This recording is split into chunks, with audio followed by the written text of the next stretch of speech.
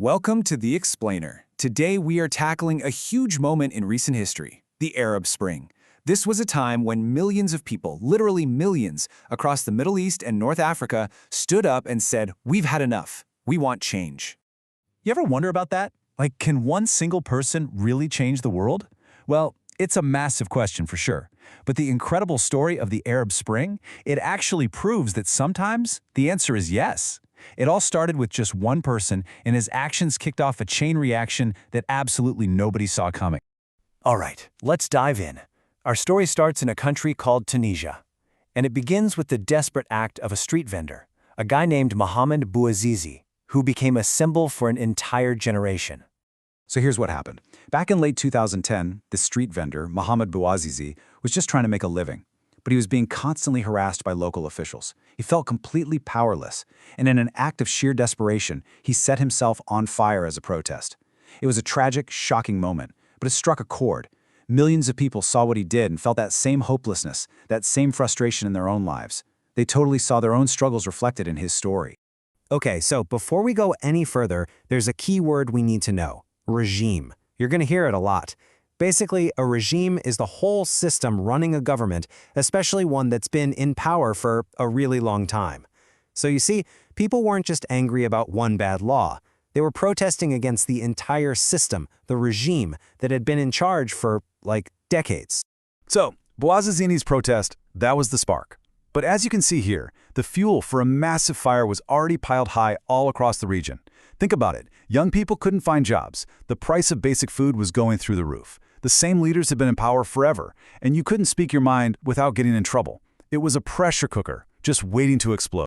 And exploded it did.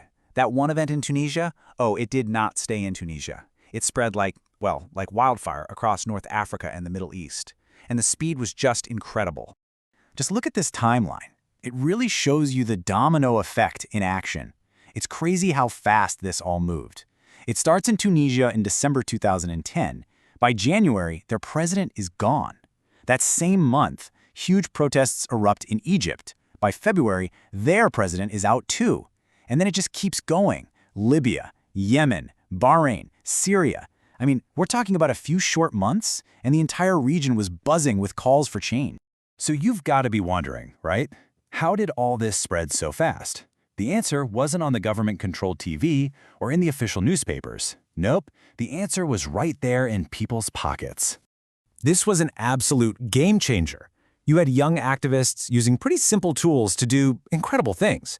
They'd organize protests on Facebook. They'd use their phone cameras to record everything that was happening. Then they'd instantly share those videos on YouTube and Twitter, and just like that, they could bypass all the official government news and show the entire world what was really going on in real time. They basically outsmarted the old systems. And that's the key right there. Think about it. For the first time in history, regular people had a tool in their hands, a smartphone, that was powerful enough to take on dictators. Social media turned thousands of individual voices into a massive, global message that world leaders just could not ignore. But here's where the story gets complicated. As these protests spread from country to country, they didn't all play out the same way. The way the governments in charge decided to respond, well, it led down two very, very different paths. And you can really see that sharp divide right here. On one hand, you have places like Tunisia and Egypt. There, massive protests, millions of people in the streets actually forced the leaders to step down pretty peacefully. There was hope for democracy. But on the other hand, you have Libya and Syria. In those countries, the regimes fought back. They used the military against their own people. And when that happens, you get what's called a civil war. It's exactly what it sounds like, a war inside a single country, between different groups. And this is the tragic path things took in places like Libya and Syria. Instead of listening or stepping aside, the regimes decided to go to war just to cling to power. And the human cost was just devastating. What started as these hopeful protests for more freedom turned into years of violent, brutal conflict. Entire cities were destroyed. Millions of people were forced to flee their homes, becoming refugees.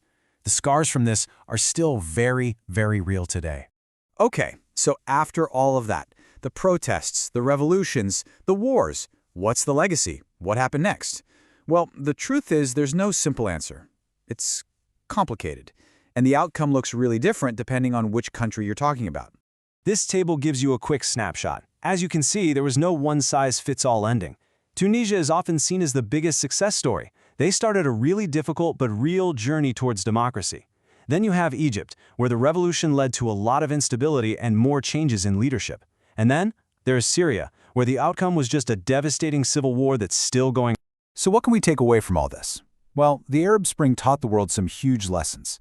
For one, getting rid of a longtime leader, that's actually the easy part. The really hard part is building a whole new government from scratch. It also showed how crucial a strong economy is for a stable country. And importantly, it proved that women and young people are an incredibly powerful force for change. And all of this leaves us with one big final question to think about.